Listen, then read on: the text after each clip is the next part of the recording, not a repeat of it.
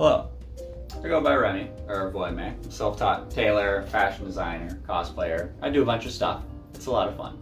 My current project I'm working on is a Genderbent of a vtuber, specifically Leah from Face Connect, and I've just finished the first garment of it, which is the shirt I'm wearing. So in this video, I'm going to be giving you a demonstration of all the sewing techniques that I used to make this garment, the order in which I did them, a lot of the thought processes behind it, stuff like that. So it should be a good demonstration of how I made this. So this is going to be a little bit of a longer video. We'll include a little overview table of contents at the start here so you can know what's going to be covered, and if you're only interested in a certain technique, I'll include a timestamp in the video description table so that you can know where to jump to. First off, we're going to cover some general stuff about preparing fabrics and your patterns, and then we're going to discuss how I stabilized this guipure lace so that we could get it cut into a shape that we could hold steady with clean edges until we bias bind it.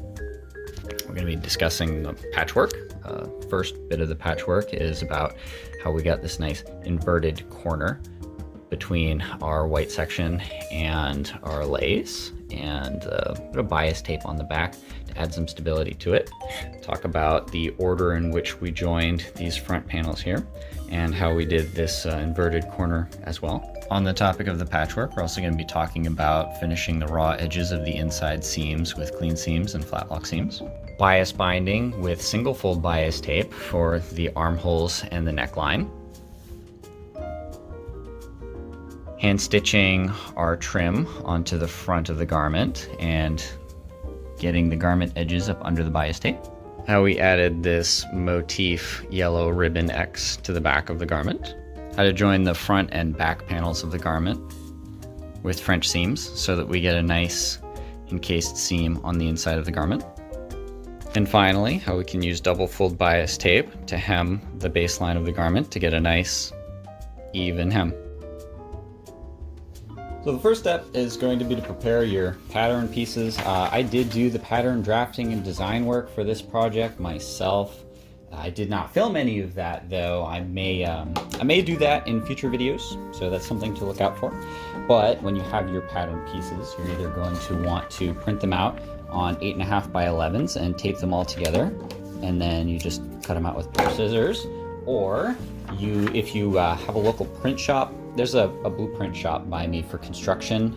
Anywhere with large format printers will probably be plenty happy enough to print you out some 24 by 36s or whichever size larger sheet of paper there is. So that's a good resource to look for in your area, because you're going to get way better patterns way faster if you just print them out on a large piece of paper. I really don't recommend the 8.5 by 11 option unless you have absolutely no other choices. You can probably hear my washing machine going on in the background, and that's because the next step is pre-washing. So you're going to want to cut out the amount of fabrics that you're going to be using. Any raw edges you should finish with a serger, or in my case I just use the overlock stitch on my sewing machine. The reason you want to pre-wash your fabrics is because some fabrics shrink in the wash, so you don't want your final garment to shrink. So you wash the fabrics before you construct the garment so that when you wash the garment later, it still fits you afterwards. And the other reason is because we are working with a patchwork, and you don't want the darker colors to bleed on to the lighter colors, and you can prevent that by washing the fabrics on the hottest settings they can take to rinse out any loose dyes. And then hopefully when you wash your final garment on cold settings, there's no shrinkage or bleeding. If you're working with a delicate fabric or a fabric you can't finish the edges of, like this lace we'll be working with, you can put it in a mesh laundry bag. And then that will just keep the fabric safe as you wash it, so it doesn't get beaten up too much. So I wanted to find a material or a lace that was as close to Leah's design as I could find, and I found one that I'm very happy with. It's since been discontinued since I bought it, so if you're watching this video and you want to work with this lace, good luck. Anyway, this stuff is a special kind of lace. I hear this pronounced differently every time. I'm going to pronounce it the way the people who sold it to me pronounced it. Guipure lace, meaning there's not any backing fabric between the motifs. As you can see, there's so much distance between the motifs you can stick your finger through some of them. So that means the fabric stretches a lot, it shears when you cut it. You don't really get a clean edge. So wanting to get this fabric without a backing into the shapes I want it, a little tricky. Gotta figure out a way to do that. And I did that with some stuff I found at the local craft store, which is a pressure-sensitive, water-soluble stabilizer. So you can stick this stuff down on your lace and it holds it in place, and then you can sew it just like a regular fabric. And then when you're done, you can go ahead and just rinse it out. So when working with a lace, you're going to want to, especially because this shifts around, we want to make sure that we get it right when we stick it down. So the main focal point of this is going to be this V in the front. We want to make sure that we see, like you'll notice here, it kind of curves into it. We don't want that. We want to make sure that when we have our fabric laid down, we get a nice solid V. We want that to be a real clean edge. If it's not, it's going to look pretty bad on our final piece. I'm going to go ahead and apply the stabilizer.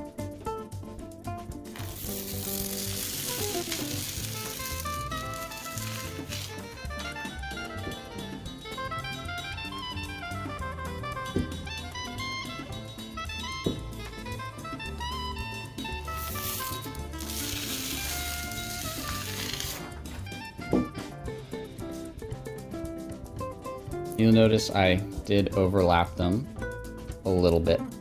It's just so that it remains acting like one piece of fabric.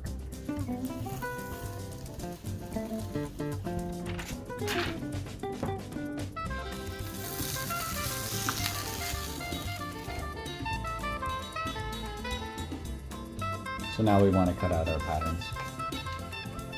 I want to find a nice section to place my pattern that will get the lace under it right along the V, just right. So I want these seam lines to be at the top of a motif.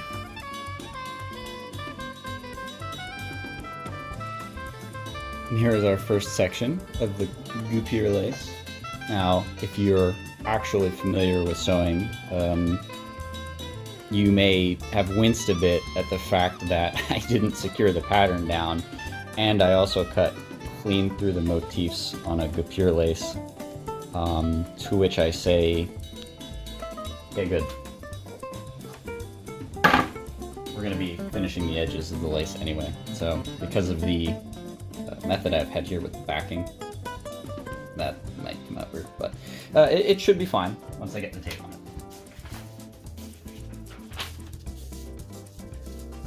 Now for this next one, I want to try and orient it so that I'd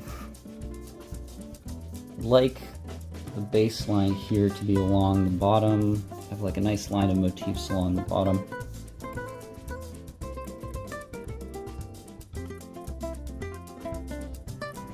And now we have our two goopier lace sections stabilized, and we can sew them like any other fabric. It's a little sticky though, but that's kind of useful. After your fabric comes out of the washer or dryer, or however you're pre-washing it, you're probably gonna have it a little wrinkled. You're probably gonna have to iron it back out. So you'll have to play around with your fabric a bit to see which ironing settings it likes, whether it likes to be steamed or however best it is to get it flat again.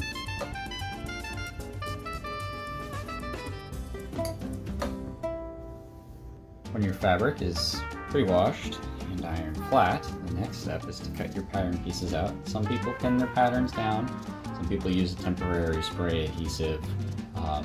Some people like to mark the fabric with the patterns. There's a million ways you can do this. I, however, glove my hand so that my skin doesn't stick to the paper doesn't stick to my skin.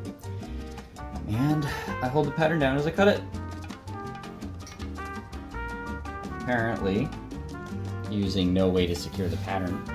While doing this makes me a madman, but if this makes me insane, then I don't want to be sane.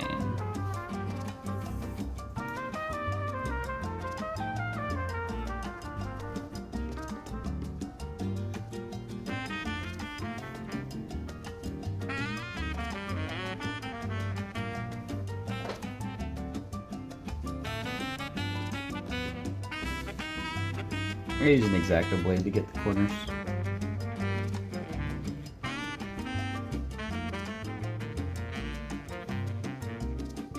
And there you have it. Now you get to do this for all the rest of your patterns and fabric. Since I'm going to be sewing a bunch of weird inverted corners and bizarre seams on this piece, I'm going to go ahead and mark my seam lines. And I do that by, in the corners, a straight edge. Just kind of poke a hole in it with a bead reamer. I did that on all the corners. I'm going to do this on the wrong side of the fabric.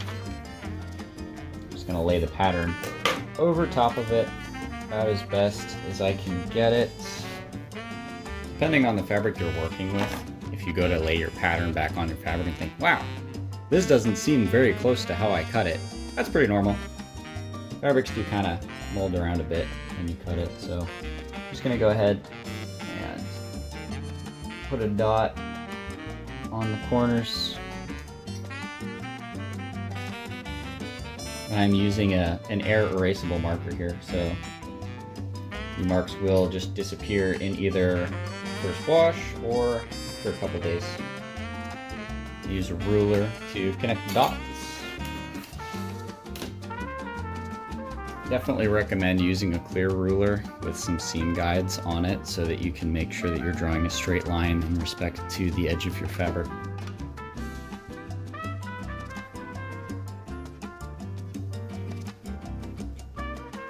And these lines will help out with quite a few steps throughout the process. Alright, it's time for us to start getting creative with the bias tape. So it's a bit unorthodox way to use it, but I'm just going to fold one edge of the single fold bias tape around the edge of the interfacing. So I'm not going to do anything too crazy, just a straight stitch close to the edge of the binding tape.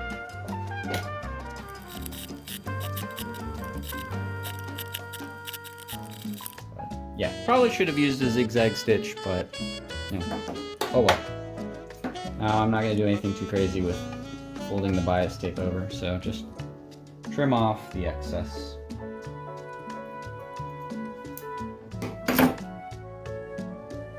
Now we're going to do the same along this edge.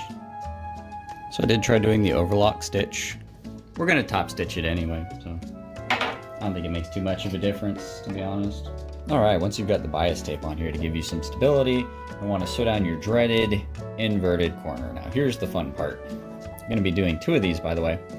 So you're going to want to, we got to see how are we going to get this sewn down so that both of these edges are folded under and you have a nice point.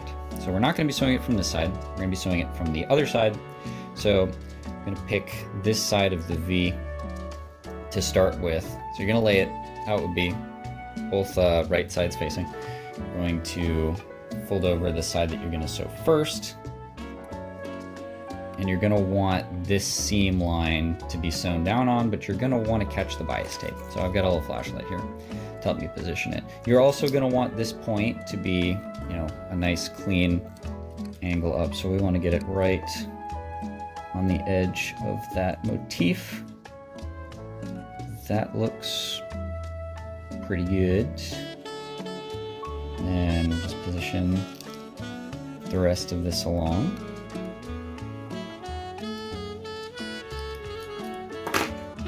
And you can use the adhesive side a bit to help you out here. Oh wow, that actually helps quite a lot. That's nice. Oh, nice. Actually makes this goopier lace one of the easier materials to work with. And that should catch the bias tape. So we're going to go ahead and take this over to our machine.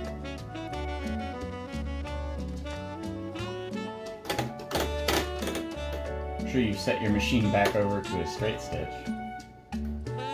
And we're just going to sew about as close to the edge of the bias tape as we can get it. no need to do this seam fast. This is going to be a very important seam, so you want to make sure it's nice and straight and looks good.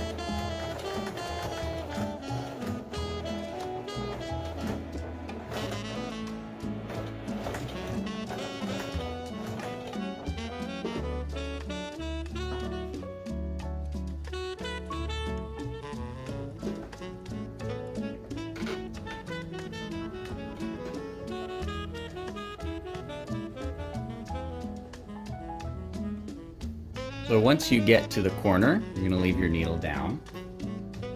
You'll lift up on your presser foot. You're going to want to rotate it so that you can get a clean shot of the underside of your fabric here. And then you're going to want to cut it pretty close to the seam.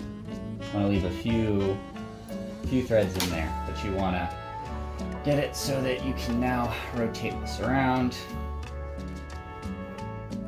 And you want this to be as clean as you can get it of a curve. You want to make sure there's not going to be any puckering, which may be a little bit difficult since we've got this sticky side.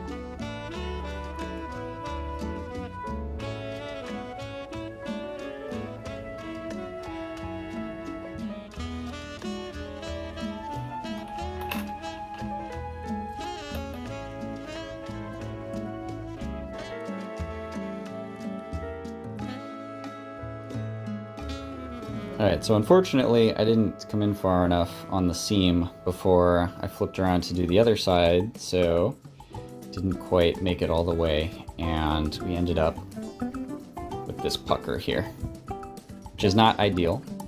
However, we are going to be adding a trim to this, which will cover that up. So, doesn't matter. So next up we're going to be top stitching this and adding the trim. So I'm going to be taking my pinking shears and cutting along this so that when we top stitch it, this gets encased in the stitch.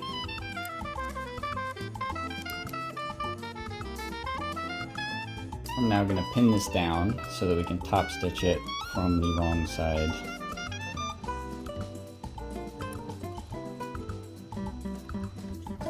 Finish pinning it. Check it from the front. It looks good enough. Now we're gonna sew it down. And I'll be using a white thread for this.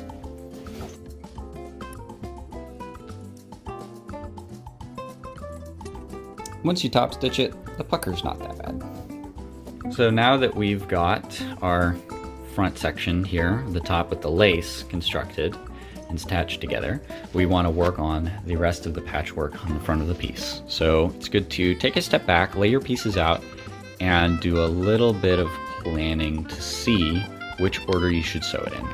So the first thing to keep in mind is you do not want to have to break your seams up, because it's a lot easier to get seams right when you sew them in one straight shot. You want to avoid breaking up seams whenever possible, because it can be difficult to align them later. So that rules out the big lower section here first, because if we were to attach that first, we would have to sew and then stop and then attach the gray piece and then continue sewing it. So we don't want to do this yet. We want to do this after the gray piece. So now, do we want to sew our second inverted corner first, or do we want to sew the gray piece first? Well, with the inverted corner, once again, you don't want to break the seam up, especially not on an inverted corner. You absolutely want to do that in one shot, or it's very difficult to align. So we want to do this after the gray piece as well, because we'd have to sew to our point, stop, attach the gray piece, and then continue sewing. But with the gray piece, we can sew along here. We get a nice full seam that we don't have to break up. And then with this piece attached, we can now attach the lower piece in one seam, and we can do the inverted corner in one seam. So which do we want to do first? So this is a straight stitch, very easy. And since it's very easy and doesn't really depend on other pieces, probably do that later. let's think about the inverted corner. So we know with the inverted corner, once we get to the point, we have to lift the presser foot up and maneuver the fabric around in the machine. So doing that is easier when there's less fabric to maneuver. So when we attach this lower piece, there will be a bunch more bulk added, which will make it more difficult to maneuver the fabric while turning the point on the inverted seam. So we want to do this after we do the inverted seam, the inverted corner. And then once we have this section here, it's very easy to just straight stitch this lower section on. So for ease, we are going to, well, not sewing ease of doing this. We're going to attach the gray piece, and then we're going to attach the inverted corner, and then we're going to attach the larger bulk seam. And I did not think about how I'm actually going to encase or finish these seams, so we're just gonna send it and see if I have to fray check anything near the end. So we have our gray piece laid out in the orientation we want it. We're gonna fold it over the white piece so that it's in the position we want. Now this white fabric doesn't hold its shape super well, so you can see it kind of bunched up. There's a bit of a corner in there, so we're going to be trying to use the other pieces of fabric to make sure it holds its shape, and we're going to be doing that by pinning it relatively generously. And we are going to be sewing all the way to both ends of the gray piece. Alright, so we got to do this in a specific order to get the edges all encased properly, and it's going to be a little bit wonky. So first thing we're going to do is press this seam open, and we're doing it, we're pressing the seam flat here, we're not pressing it open. And we're just trying to get the straightest fold along here as we can. Once we get that pressed flat, we're going to take it back to the cutting board and cut way too close for comfort to this seam. You want to make sure everything is laid flat. These materials don't press extremely well, so it's a little bit tricky, but just want to cut along here.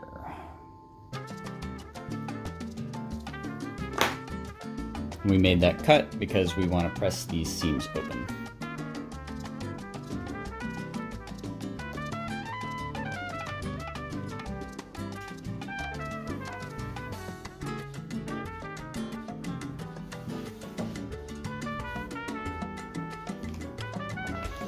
So the reason we want to press these seams open is because we want to fold them back. These materials don't press very well, so I probably could have picked better materials, but oh well. So we want to fold this back once, and then press it.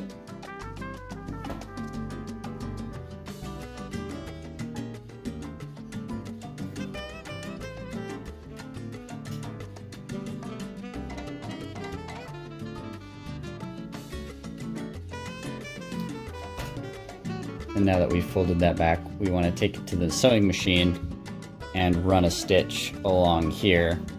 This is going to be part of finishing the edges. So I did that for both sides of the seam, and now you'll just press it open. These materials are they don't press very well, but they'll get sewn down later, so it's alright. So now we're going to transfer those notches to our pieces. So we're just going to lay the patterns on top about as best we can get it, and then I'll probably cut about half of the seam allowance worth of a notch in. Cut a notch out of this other side of the pattern too. Then we have our two notches here.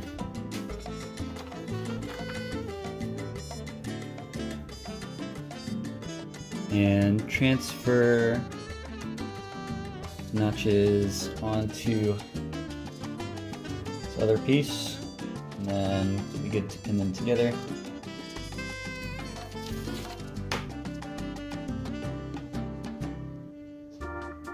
So now it's time to sew the inverted corner. We're going to lay our triangle here the way that it's going to be put into the fabric. Going to mark the point that we're going to stop at. So we're going to make sure these notches match up. We're going to try and make sure our fabric is about as flat as we can get it. And I'm going to put a pin through the mark for our corner.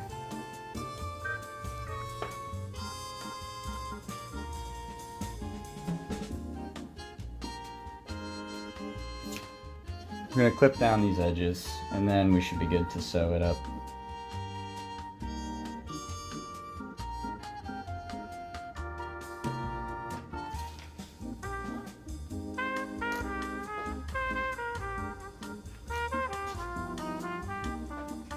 So we're going to sew along the edge of our fabric until we get to the point turn.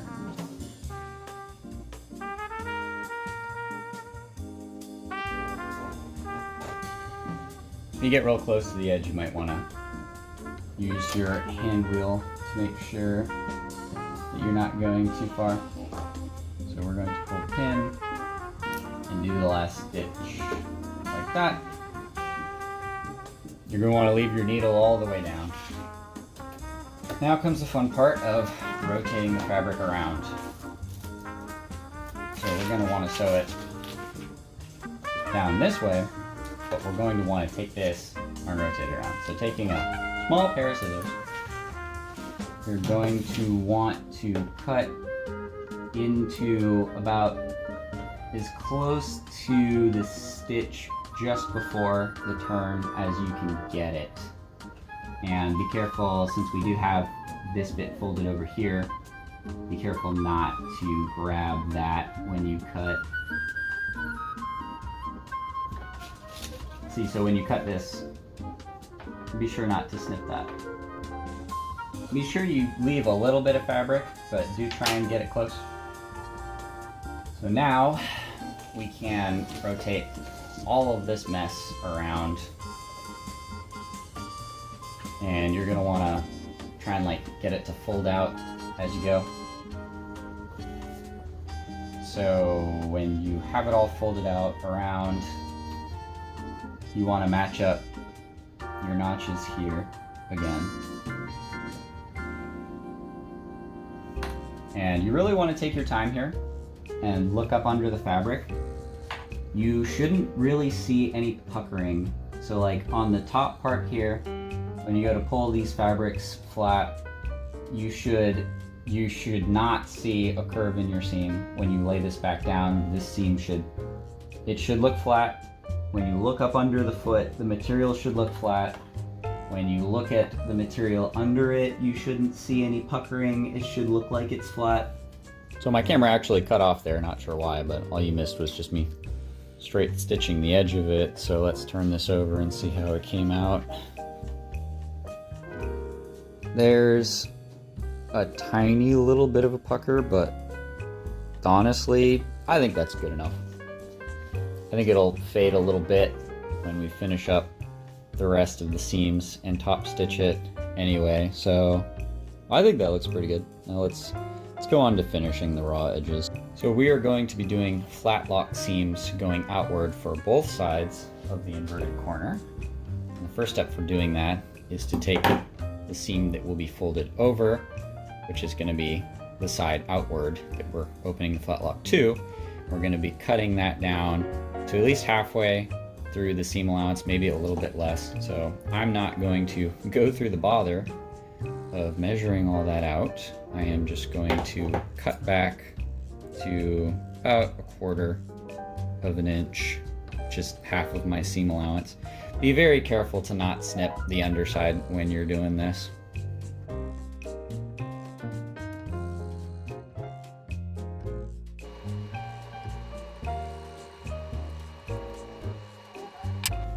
Alright, now that we've got both of the sides that we're rolling onto cut back, I'm going to go over to the ironing board to press and pin these. So now we're going to be pressing these flat lock seams open. Might have been easier to press them open before I cut them, but oh well.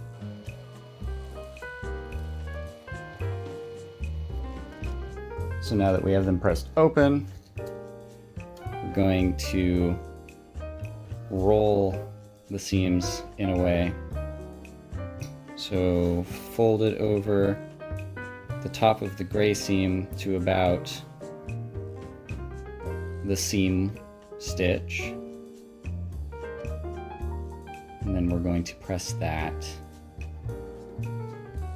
and pin it. And this material is a pain to work with. Oh my god.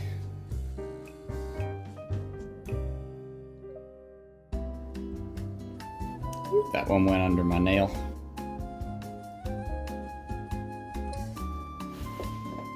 So, if the material you're working with, I don't know if you can tell from the speed up here, is the material you're working with doesn't press very well. This step may end up just being a little bit painful, emotionally.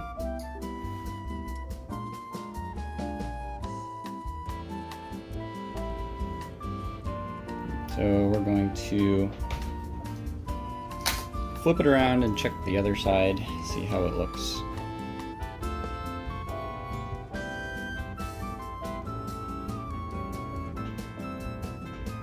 We'll have to pull it taut while we're sewing it, but that's probably as good as it's gonna get. I'm gonna run a gray stitch, so I think that'll look nice. I changed my mind about the direction I wanted to top stitch this in, so I had to flip my pins around. So while top stitching this, we're gonna try and get it close to the edge as we can.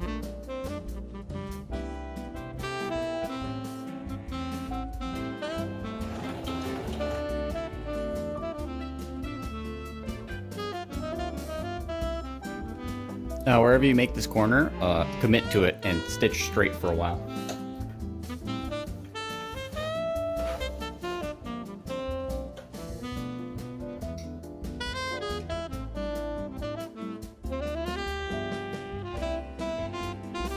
All right, now we've got our flat lock steam. All right, now we've got our flat lock seam stitched down. Let's see how it looks. Oh no. Unfortunately, I'm just bad at sewing, but otherwise, the rest of it's all right. So now we get to sew our nice, easy, straight stitch along the bottom here. So this white fabric seems to have kind of sheared a bit. It's got a bit of an odd curve in it. So we're gonna try and straighten that out with the stitch. So I'm going to add notches to the gray part of this fabric because this fabric seems to hold up a little bit better. And I've also found that, using my clear ruler here is a much better method for marking down the seam allowance for where I should notch it. We are going to match right sides to right sides. We're going to find our notch and line those up.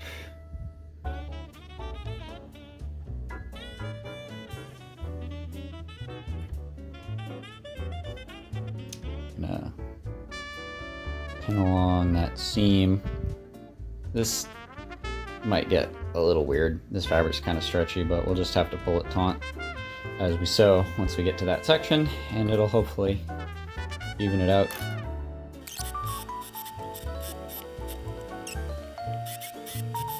I finished the seam along the larger black bottom section the same way we did these other seams with a flat lock seam. I folded the flat lock seam into the dark side. It's a lot harder to see dark top stitches, which is good because I didn't quite sew it completely straight, but should still look good from a distance. And with that, the front side of the piece is assembled, and we're ready to start putting together the back side of it. See here, it's not really an even edge. This got, I didn't really notice while I was messing with the fabric, but it is a stretch fabric. So Normally you would want to do a bit more thought about how the fabric is going to stretch as you wear it or as you sew it, especially with patchwork. But since we got some stretchy fabrics in here, they did get pulled and distort a bit while we were doing the patchwork, unfortunately. So I have taped together my patterns to make one solid piece, and we're just gonna trim back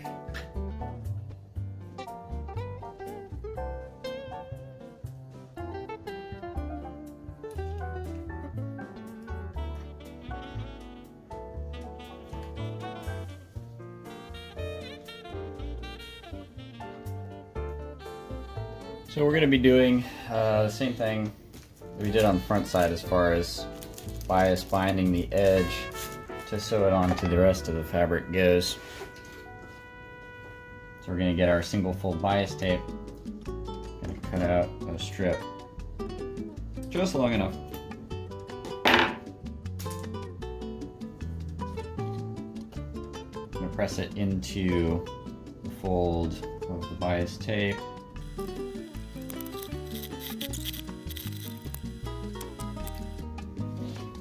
Now we're going to sew it down about on the seam allowance. Honestly, I don't know which side of this fabric is the front side, and frankly, I'm not convinced that I care. So, go ahead and sew this down.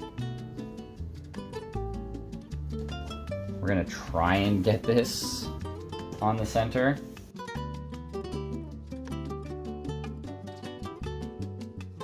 So now we're going to do the same thing we did on the other side of cutting back the seam allowance with some pinking shears.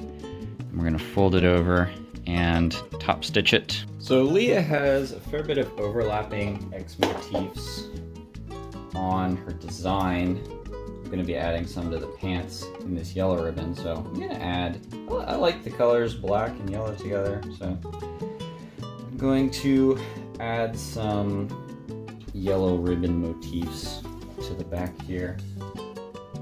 I believe this side is actually supposed to go over first, so I'm just going to square this off for the seam here.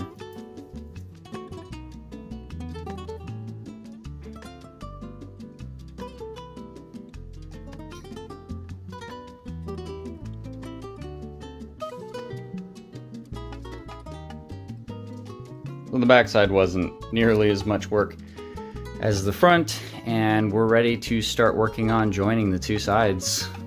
Now that we have our front and back panels constructed, we can start working on the lace, and we're going to get real creative with bias tape here to bind the edges of this. So the reason why we waited until the front and back panels were constructed to start working on the lace is because I want to bind the armholes and collar in one piece of bias tape on the front and back. And to do that, we need to join the shoulder pieces first. Normally you want your raw seams to fold into the garment, but tell me which side of this looks prettier, the side that's backed with the bias tape or the side with the bias tape out. I think the side with the bias tape out looks a little better. It's kind of a rat's nest, but of stitches, but we'll clean it up. We're going to sew them wrong sides together so that we can get the bias on the outside. Now we're going to want to fold the bias tape around towards the back, so we'll sew it with the front side up. Now we're going to sew this on our usual 1/2 inch seam allowance, but we're going to try and sew along this fold in the bias tape.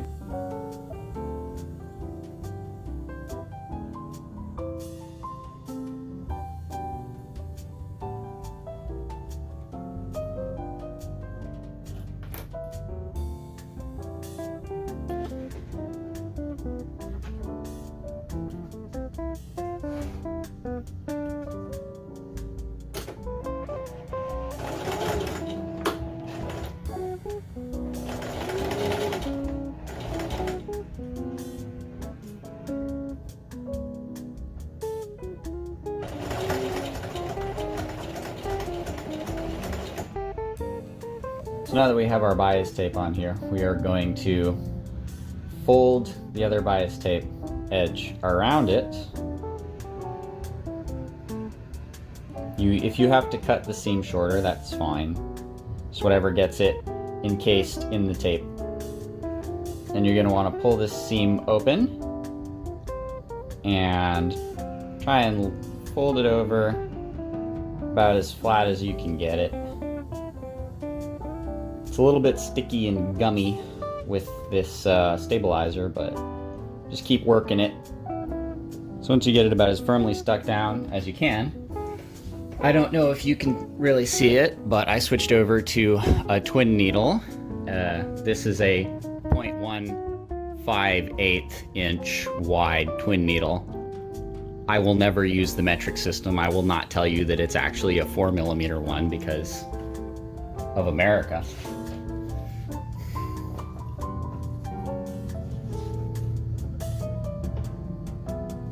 But I think that the twin needle is possibly overkill. However, I just acquired one and I am itching to use it on something. So we are twin needle sewing this baby. Let's go.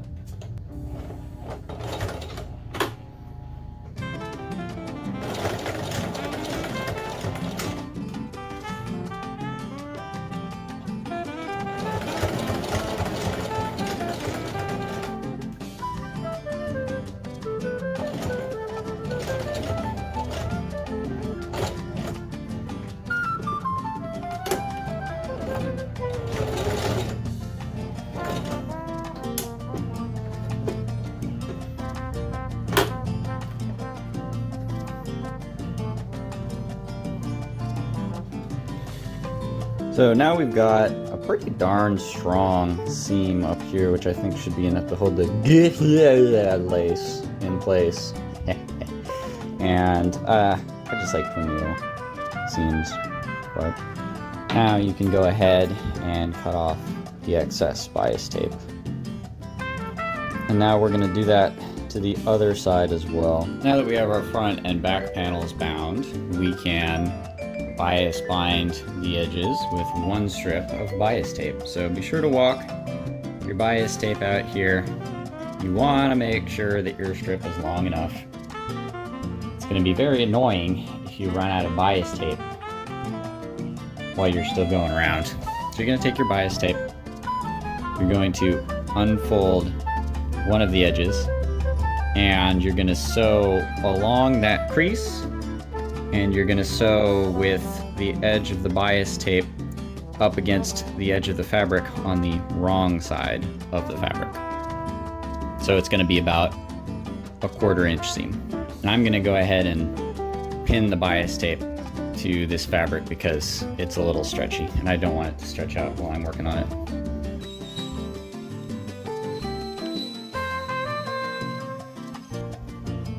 Now that we've got the bias tape unfolded on one side and pinned down, we're going to go over to the machine and just do a straight stitch.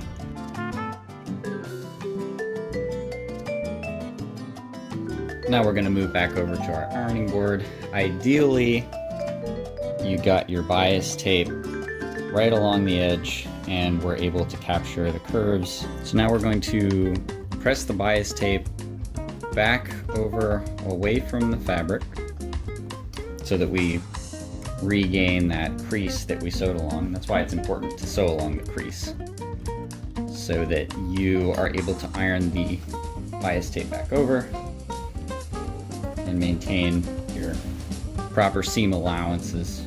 We've also captured our little ribbon motif in here, so we're going to trim that excess off.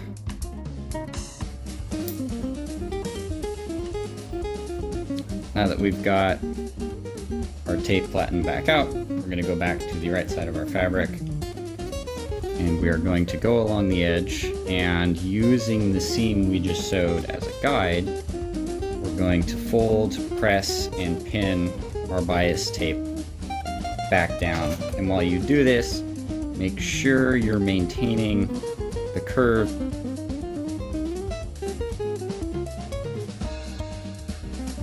So now we're going to take this back over to the sewing machine and Normally, well, I'm gonna run 2 straight stitches along this folded bias tape. One on the outer edge and one about 2/3 of the way towards the inner edge.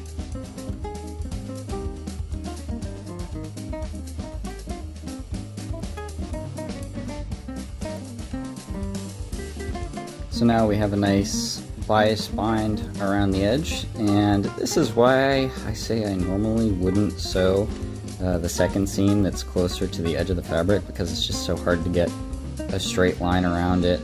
But I think that that second seam is very important for grabbing this goupier lace. I'm gonna pronounce it differently every time.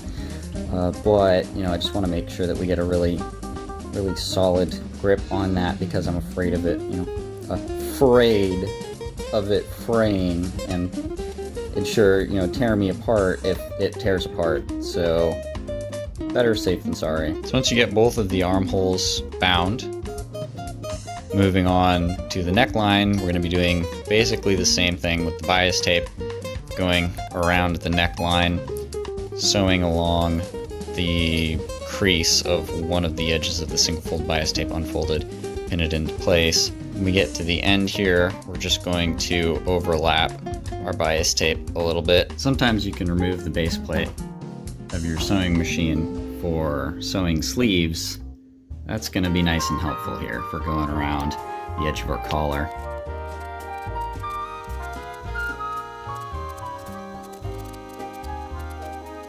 Now we can take the extra bias binding here and just snip it. I felt like I was just watching this neckline unravel and deteriorate slowly through the entire project, so I'm just gonna give it a quick once over, make sure it catches lace all around. It looks like it did. I feel a lot better now that that is secured.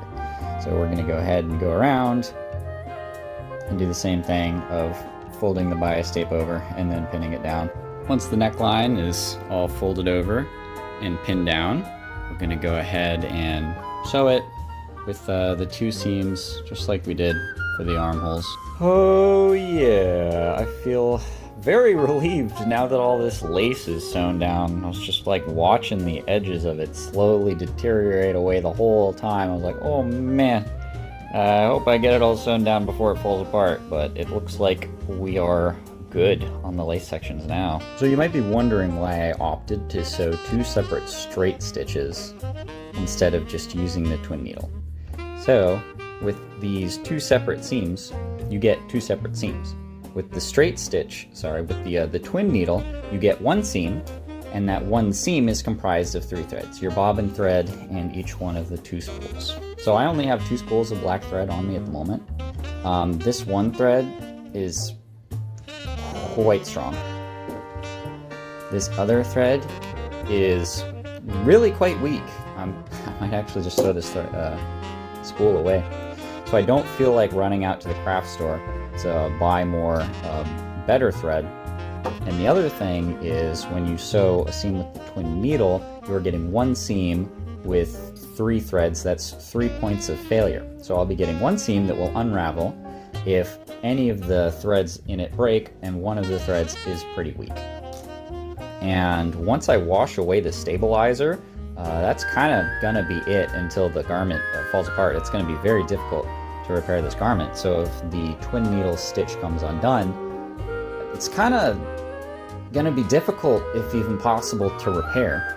But if I do 2 separate stitches, I can use the stronger thread for both stitch, and both threads will actually have to break at the same time for me to not be able to repair it. Either one of these seams staying together should hold the garment well enough together that I'll be able to repair it later. Now you can trim off any excess bias tape edges. Now that we have the lace edges finished and the top of the garment connected, we can work on finishing it up. So what we're going to be doing is connecting the 2 side seams. I'll be doing some French seams for those, showing you how to do that. I really didn't want this material to stretch out anymore while I was sewing these side seams. So I went ahead and took that water-soluble adhesive stabilizer and cut it into 1/2-inch strips.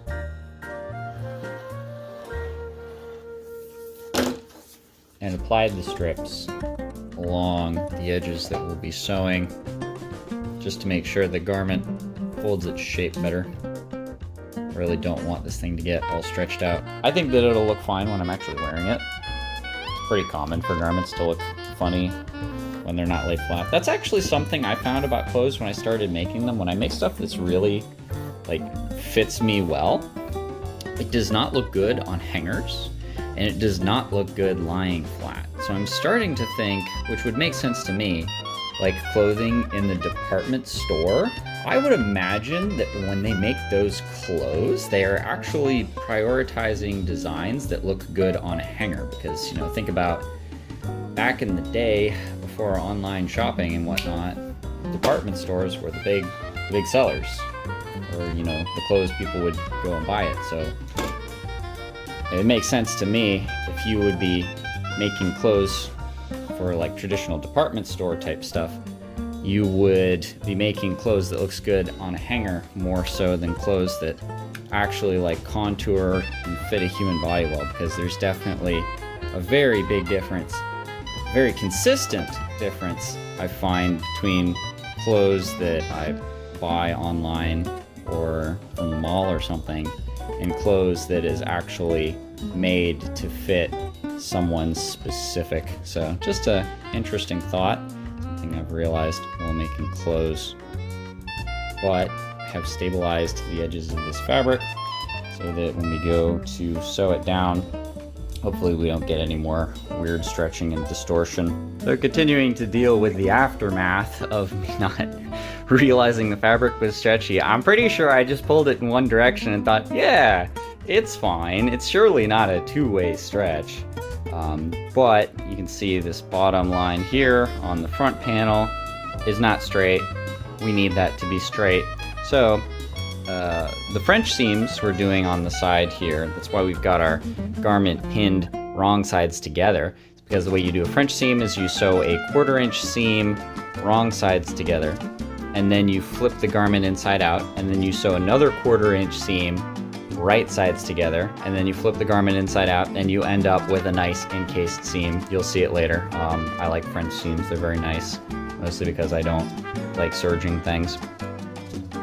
And anyway, so for the first half of the French seam, we're gonna run our first 1/4-inch seam to the bottom of the shorter edge. We're going to measure how long of a seam that creates. We're going to switch over to the longer edge. We're going to sew that same length down, and then we're going to stop the seam there. And then we're going to compare the lengths of the two sewn seams and see if we can make a nice clean cut across. Something we're going to keep in mind is we need the armholes to match up. So on both sides, we're going to start at the armpit and then sew down to the waistline.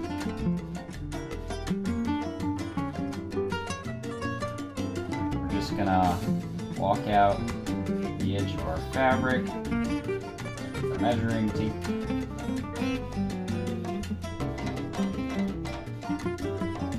Up to where we stopped the seam, which is right here.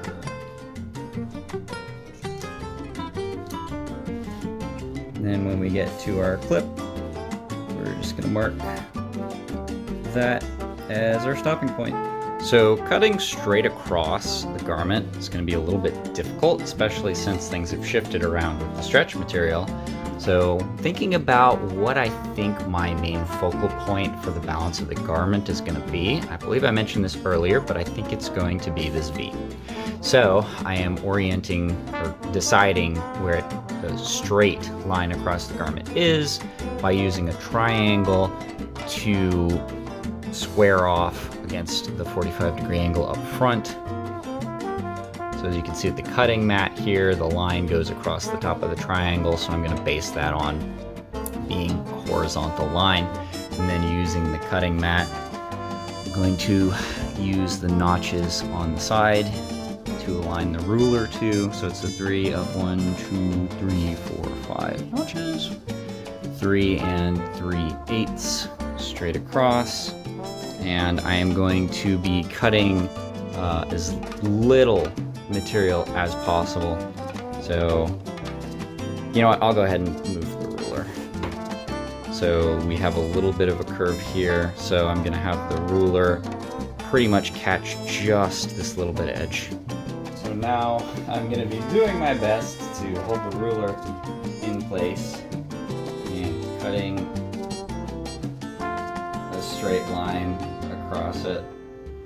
I'm gonna be looking at this edge of the ruler and making sure it stays at that notch over there as I cut.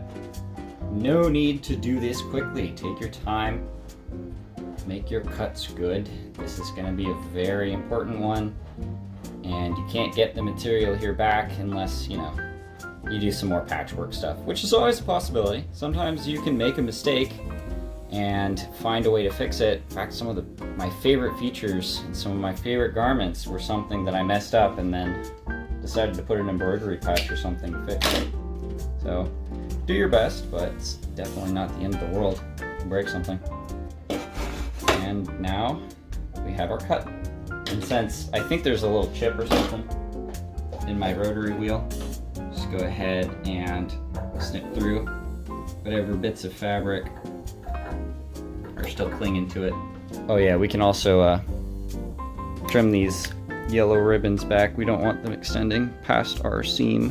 So normally when you sew a French seam, what people will tell you to do is once you sew your first 1/4 inch seam, you go through and trim some of the edge off. I don't do that. I actually sew my first seam slightly less than a 1/4 of an inch, and I sew my second seam slightly more than a 1/4 of an inch. The reason why I do that is so I can still rip the seams and modify the garment later. I find that it still gets me in my 1/2 inch seam allowance. But if you sewed your first French seam right on the 1/4, and then you expect to sew the other seam on the 1/4 again, you should trim back your seam off of your first one so that you don't end up with some material poking out. So next step in the French seam is to turn your garment inside out.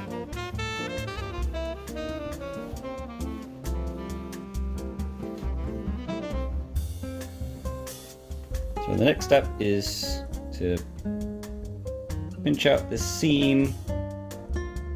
You're going to want to try and get that folded as nice and evenly as you can. Pressing it can help. Clips work pretty darn good for French seams because they'll hold that turned edge nice and clean.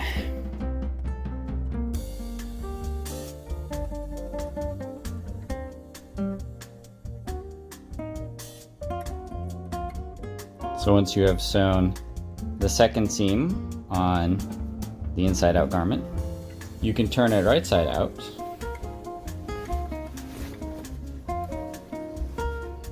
You'll see that you have, well, you'll see a little bit of the wash away interfacing peeking through that will wash away, so don't worry about that for now.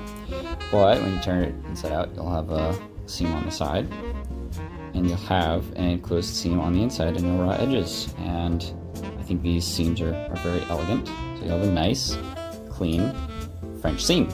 Unless, of course, you are French, in which case I believe you would call it an English seam. If you don't trim the edge, as I didn't, you might see little bits of frayed edges poking out.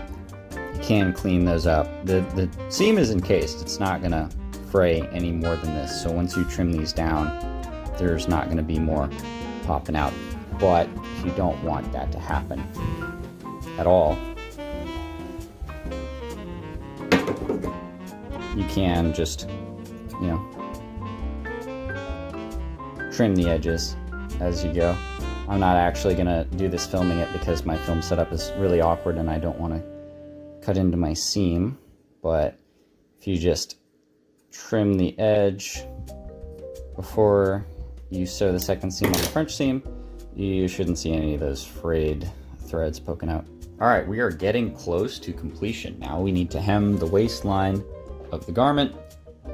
see all these fraying edges, we want to finish the edge of the garment so that it doesn't do that. So we're going to hem along the waistline. My initial plan for how to hem this was going to be the industry standard way that most shirts, maybe even the one you're wearing right now, is hemmed, which I don't know if there's like a special term for this, but it's just kind of rolled over. So I'll show you how to do this kind of hem. You'll take the wrong side of your fabric.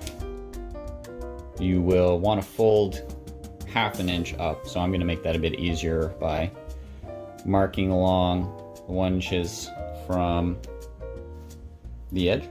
We're going to fold the wrong side of the fabric back towards the wrong side of the fabric along the mark that we made, and press it closed and pin it. And we would do that around the entire length of the garment, trying to get this hem rolled over about as close to the line as we can get it. Now when we twin needle stitch it, we want to encase the edge of the fabric in the zigzag stitch on the underside. So on the right side of the fabric, we're going to match this to our 3/8 of an inch seam line. And then we are going to twin needle stitch along the right side of the fabric.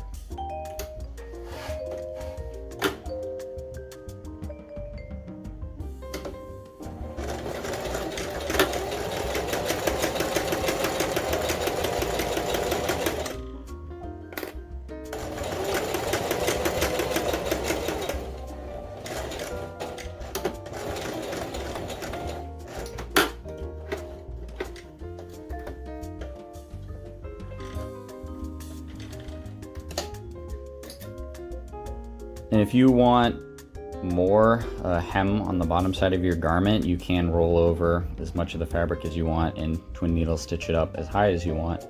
Just depends on how you want it to look. When you flip it over to the other side, my camera doesn't want to focus on what's taking up 80% of the screen, but as you can see, oh my goodness. So, as you can see, you've got the back edge of the fabric encased in the twin needle. And if you want, you can fold the fabric back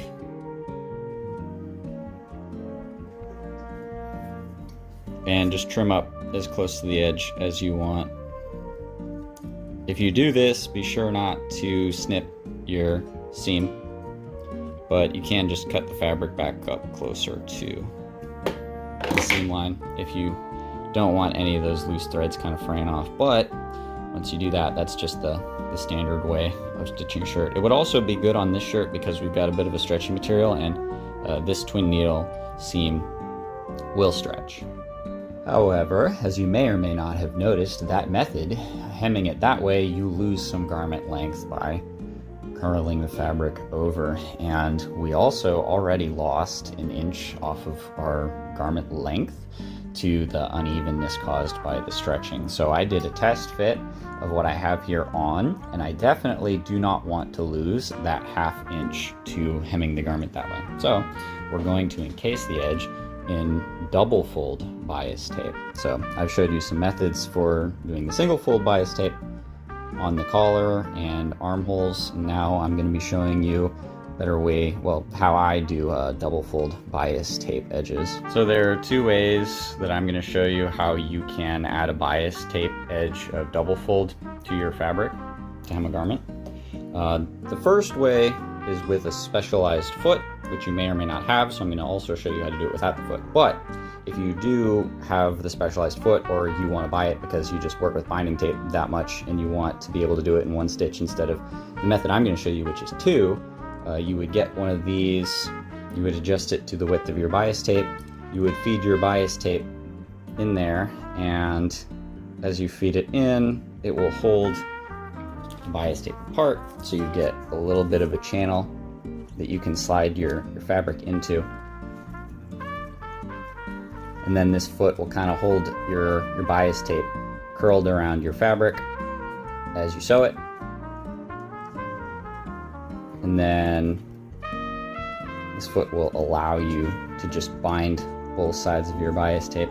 As you can see, it's a little bit frustrating to get everything set up at first, but once you get everything laid out right, it does feed into the machine decently, but you do have to be careful to make sure the bias tape is staying around the corner of your fabric, but that's how you use the bias binding sewing foot.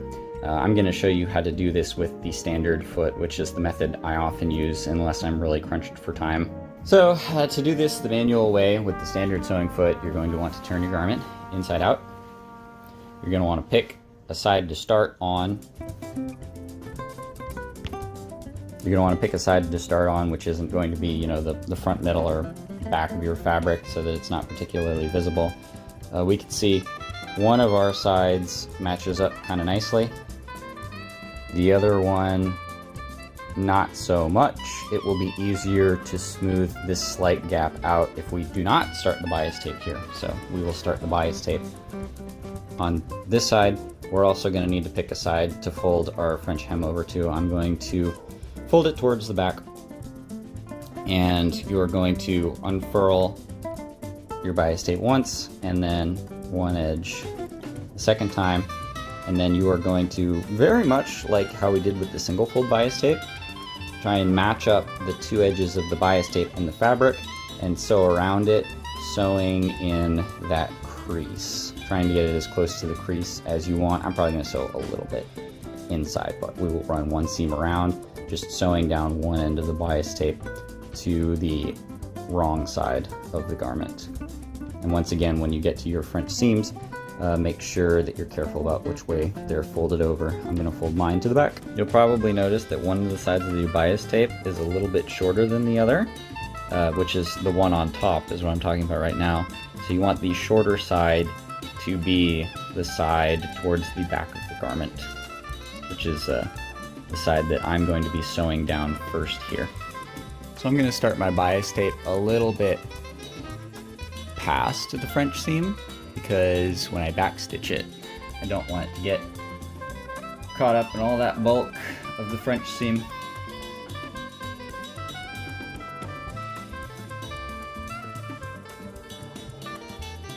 So notice how we got a little bit of unevenness in our seam here. We're going to take the bias tape a nice distance away and match it up here. And now we're going to sew along the edge of the bias tape. So we're going to create a new edge that evens this out.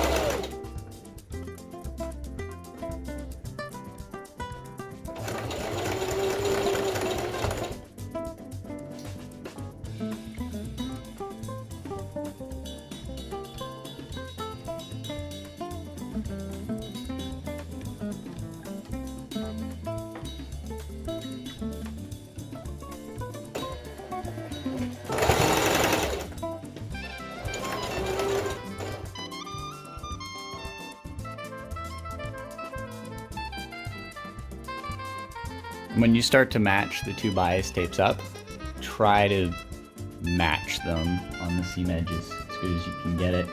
I also made a mistake here. It looks like when I combine the two bias tapes, the edges are going to be on the front of the garment. Oh well. It's not that big of a deal, it's pretty minor.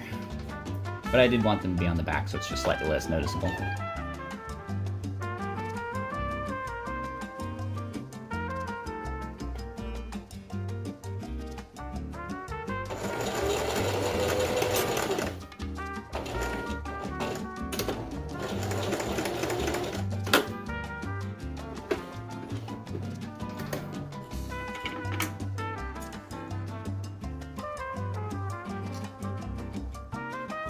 Now we're going to take our garment, flip it inside out, flip it right side out, snip off the excess bias tape, try and keep it as perpendicular to the hem of the garment as you can.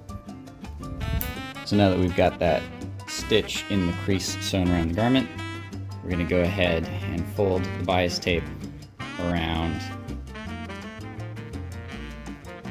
Make sure we've got everything folded where we want it, and give it a good press. And since I'm going around pressing it, might as well pin it too. Before you start crying that these are clips and not pins, you can pin it if you want, or you can clip it. Doesn't really matter, honestly. Both will work fine. So for the edge here, I actually like to encase. So for the edge here with the over bias tape, I actually like folding it around the inner bias tape. We are now going to finish this bias tape hem by top stitching it as close to the top edge as you care to get it. Now remember, if you use a magnetic seam guide, you are a coward and an amateur. And that's why I'm going to be using one.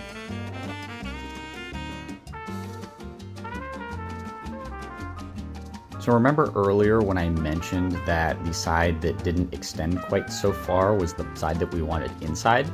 So something to be aware of with my method, and I do this intentionally, is that when you do it that way and you sew right along the edge of the bias tape on the inside, you actually miss the edge of the inside bias tape. I do that intentionally because it reduces bulk, but if for some reason you want your stitch to grab the edge of the bias tape on the inside, which you don't need to do since we sewed that down in the first step, you can put the side that extends further when folded on the inside, and then when you sew the outside edge, you'll grab the under bias tape too. But I do it intentionally. The other thing to notice is where the two bias tapes meet is a little ugly. So I'm going to cover that up with a satin stitch. So on your machine, you can do a satin stitch by setting it to the zigzag setting, and then you'll want to give it some width. I'll probably go with 3 or 4, just whatever gets you the good width that you want. And you're going to want to go to pretty much as close to 0 without it actually being at 0. And then when you have a zigzag on a super low length, you will get a satin stitch, which is what I'm going to use to encase the edges of the bias tape.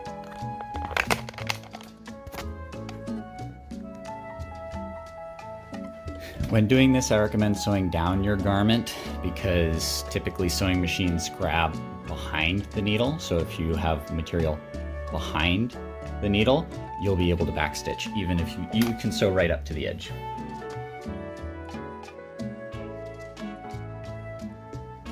And then that will grab the edges of the bias tape, which I should have gone closer to the edge so it looks a little better. See, if you sew right up to the edge, which I didn't do on the one near the waistline, it does look a lot better. You could likely figure out a better or more clever way to finish the ends of the bias tape, but at some point I do need to finish my projects and just get something done. Alright gamers, you notice something I forgot? That's right, the trim.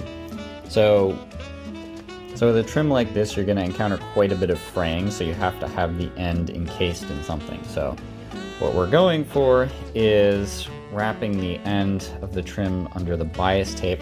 I was supposed to do that while sewing the bias tape down, but I forgot. But it's fine. I'll show you how we can actually get this trim under the bias tape securely without having to rip the entire seam up. So what we're going to do is we're going to re-sew over the seam on both sides of the section we're going to remove. We're going to remove the sections. We're going to slip the trim under and then sew it back down. So I'll go ahead and show you how to do that. I'm going to put the needle down in exactly the same hole that the thread I'm cutting goes through, and then I'm going to sew about 6 stitches. So you probably want to use the hand crank on the side of your machine here, which will allow you to manually move the needle and get in close, get a good look. Make sure you are, like I said, putting that thread down in exactly the same holes.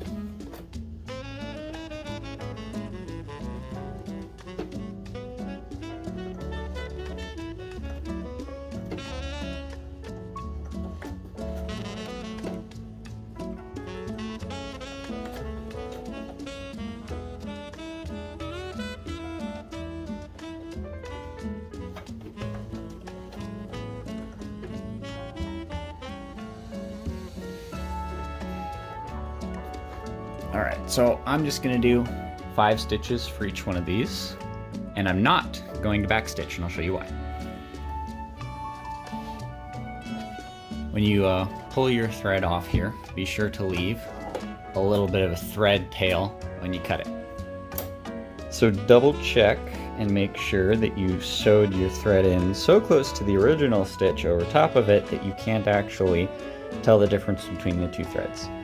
I feel like I did a pretty good job of that here. Now we're going to move on to the back side of the fabric. We're going to pull up on one of the tails until you can see that little loop forming. We're gonna take a pin and slide it in the loop here and pull the other thread side through it. And we're gonna do that for the other side as well.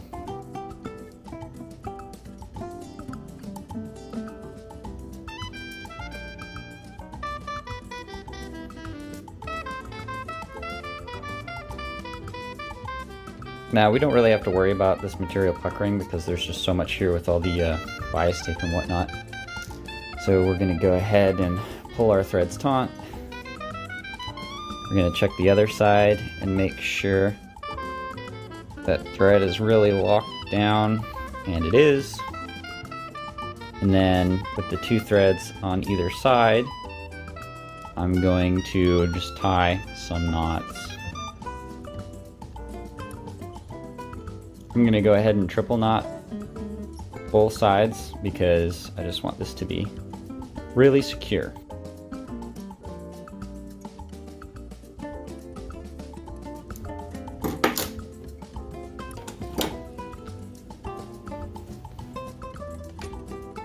And I am going to do that exact same thing for the threads on either side of this seam allowance. So we've got our section we just sewed in here. We're going to do exactly the same thing on this section here.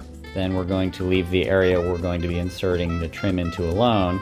And then on the other side, we're going to sew another section of seam here and another one here. Once you have added your little splint to each one of the 4 extremities of the seam, we're going to take our seam ripper, and on the outside we're going to very carefully rip either ends of the seam, being careful to not catch the bias tape or any of the splints that we just sewed in.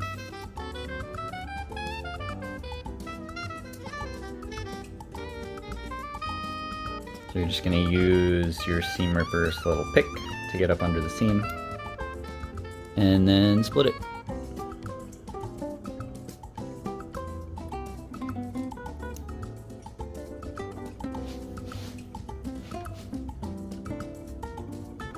And just try and make sure you don't grab your splints.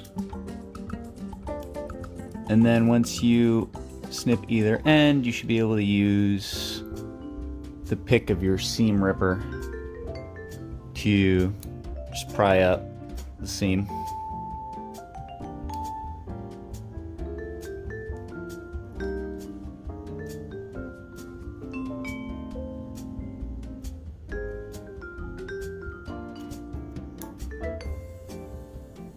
Now when you've removed the section of thread, you can take something that's dull like a point turner and just make sure that you're able to work it in there. Be gentle when you do this. There's no need to pull up too harshly or strain your seams, but you should definitely have pretty secure seams that aren't going anywhere as long as you sewed right back over top of your other seams. Next up, we're going to prepare our trim. Something to keep in mind is that this trim will start to unravel when we cut it, so we're going to want to secure it so that we can get it up under our bias tape without it getting messed up.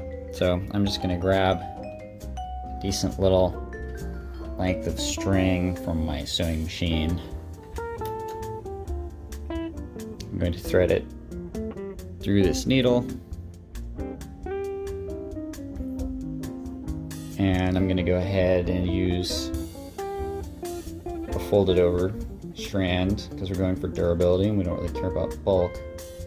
So the way that I'm going to tie this knot is I'm going to lay it across my finger like so. I'm going to wrap it around. I'm going to twist it. Make sure it twists through there a few times.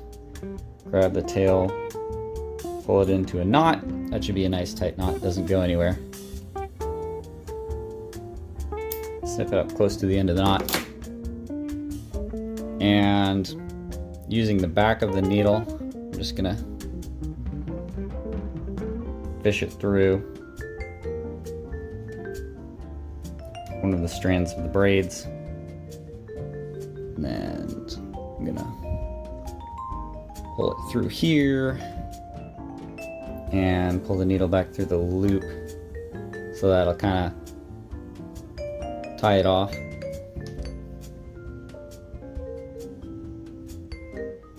And now I'm just gonna wrap it around 2 or 3 times. I'm not going to be pulling it very tight. We don't want to wrap it around too tightly or it could distort the braid. We just want a little bit of a wrap to hold it together until we get it up under our bias tape. So don't need to wrap it around too much, don't need to add too much bulk, don't need to pull too tight. Just a little something to keep it in place for a couple seconds. I'm going to take the back of the needle, wrap it back around under, man, it's so hard to see with all this dark thread and dark material, but I'm going to wrap it under the thread. It came a little loose, that's fine. I'm going to pull it into a circle and tie it off.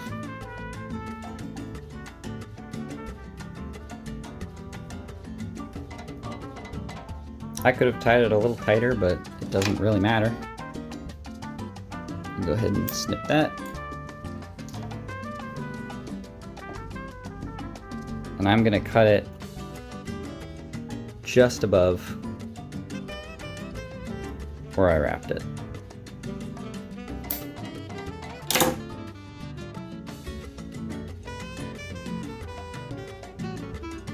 And that should hold the braid together until you get it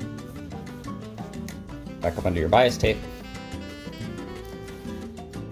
So now it doesn't look like there's a right or wrong side to this braid. So I'm just gonna use my point turner here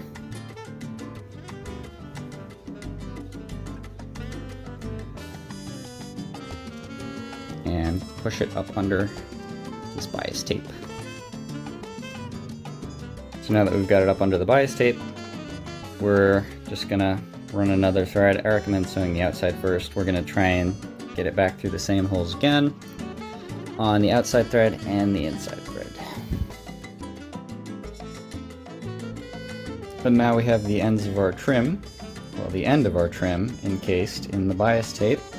So here comes the real fun part, hand stitching. Now if you want to make anything particularly decorative or artistic, there's a very good chance you're gonna be having to do some hand stitching.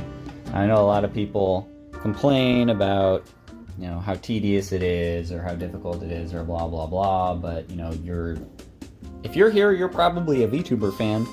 This is a great thing to do while watching a stream.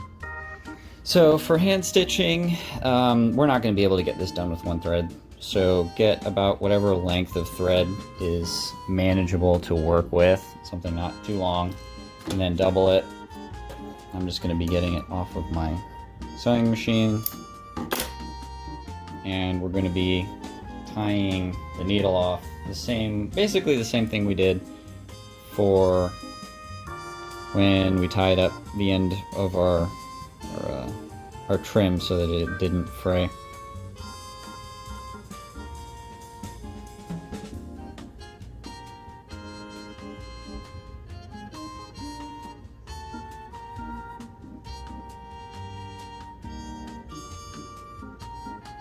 We're going to want to try and hide our knot. We're going to hide it under the trim itself. So when you're working with the trim here, you may or may not have gotten a really solid grip on the end of the trim, so try not to pull it too hard when you do this, but we're just going to go right up under the middle of our trim here, and we're going to pull it through. Make sure that we've got our knot under there all right and good, and it looks great. So now what we're going to be doing for the bias tape, sorry, I don't know why I'm trying to call this bias tape. We're done with bias tape for now. I'm going to see bias tape in my dreams. Everything is bias tape. But for the trim, what we're going to do is we're going to try and do kind of like a back stitch, but in respect to the seam. So we're going to go on the underside of the fabric. When we come up through, we're going to try and get our needle through one of these holes here, and then we're going to try and go back down into, well, actually we can come up here and then go down there, and then come up here and go down there. So what we're really going to be doing here is trying to kind of like catch a thread. Excuse me, camera.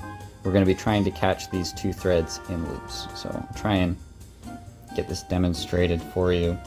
What you can do to help guide you is get a pin and push it through where you want it to be. And then you can go over to the other side of the fabric and use that pin as a guide for where you come back up through.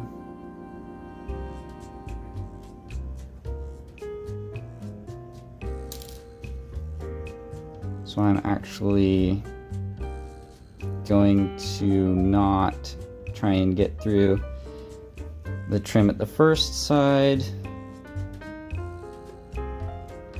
Now that we've got our needle through the fabric, we're going to try and find where in the trim we want to get the needle through.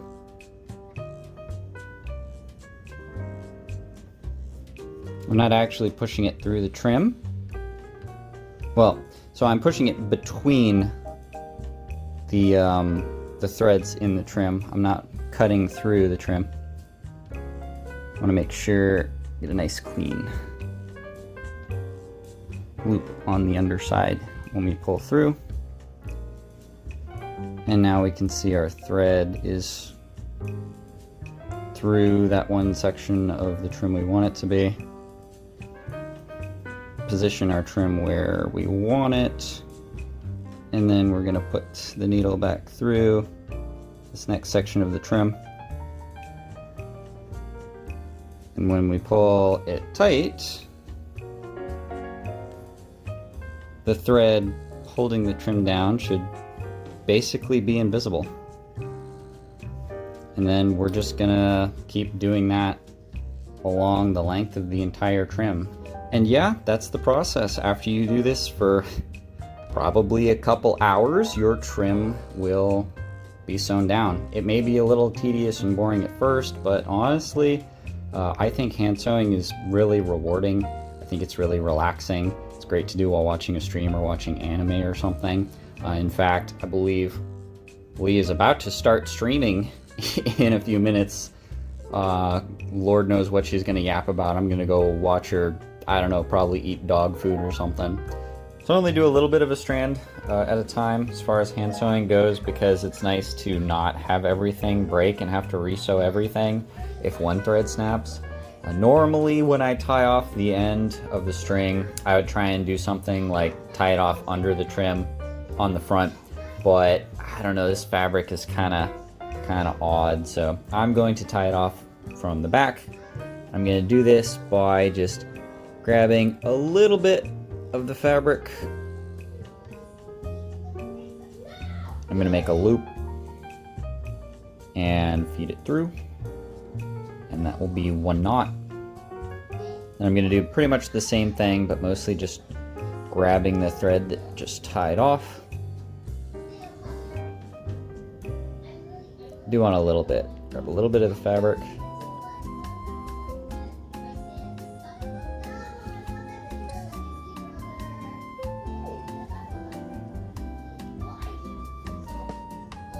And loop back through.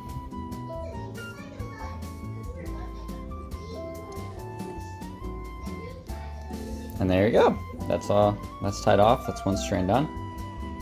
Go ahead and snip that short, and then you can go ahead and get the next thread good and finish up sewing the trim around the front V. So something to keep in mind when you are hand sewing doubled over thread and double or triple knotting the ends, as I've shown you, you do get a little bit of a bulky knot. You can definitely feel this if you like press against it. So if this was going on an area of the garment that I would expect to be pressed against the wearer's body, I would definitely put the knot, on the outside, hidden somewhere. But I don't really expect this to be rubbing on my chest too much. But yeah, keep in mind with hand-tied, double, triple knotted, doubled over thread, if this is an area that's going to be rubbing against the body and pressed up against it, you are going to feel this knot, so be careful. But once we are most of the way through, I don't recommend hand sewing all the way up to the edge, because give yourself an inch or two of trim left to work with as you go to get it up under the bias tape. I have gone ahead and opened up the bias tape the same way I did on the other side of sewing another seam onto each four of the other seams and then busting it open.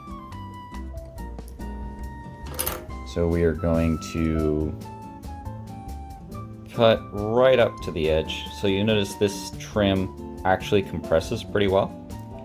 So I'm not going to try and cut back or anything. I'm going to cut it right along the edge. So we're going to do the same thing we did last time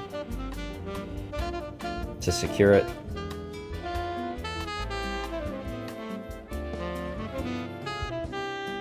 And then once we get it where we want it, we're just going to sew those two seams back over it like we did on the other side, and then we're going to finish hand stitching this little bit that's left, just like we did on the other side. So I finished hand stitching the trim on, and I really don't want a knot here on the inside because the garment will kind of pull around the bias tape, so that might get uncomfortable. So what I'm going to try and do is get this knot kind of tied up under there. I'm going to actually push through the front of the garment, flip it over. And the reason why I'm doing this is because that will actually mark a hole I can put the needle back through.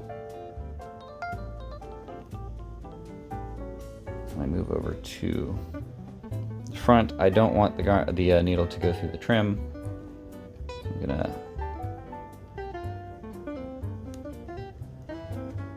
try and make sure none of the trim is caught on the needle, and it's not. So I'm gonna try and keep the thread pulled tight while I do this so I don't loosen the trim, which will be easy because the side's tied down. So now I'm just going to keep the trim folded back up as I tie my knots.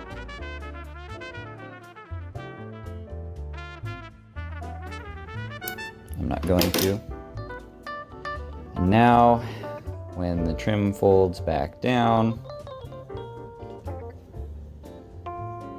the knot is concealed. And now, if you did a good job of hand stitching this and thought out your stitch placement, you should not be able to see on the front of the garment where the trim was even stitched down. Then you'll see some nice, relatively evenly spaced hand stitches on the back of the garment. So you can machine sew it, but you will see the machine stitches across the top. So it does look nicer with the hand sewing. Might not be able to see it as well on the camera, but in person, I can tell. I can see the top stitch with the machine stitch, but I cannot see the hand stitch. So I think the hand stitch looks a lot nicer. It took me probably maybe 2 hours to do the hand stitch, but I was watching a stream anyway, and that's kind of usually the hand stitch is the point of the project and sewing where people say, man, I just don't have the patience to do something like that. Cool, you can though. And then they go ahead and play Final Fantasy XIV, grind that for 12 straight hours. The last step, well, as I say this, I am currently under the assumption that the last step I've got here is to just get rid of this interfacing fabric. I'm going to do that by putting this whole garment through my machine's rinse setting. So I'm going to turn it inside out, put it in a mesh laundry bag,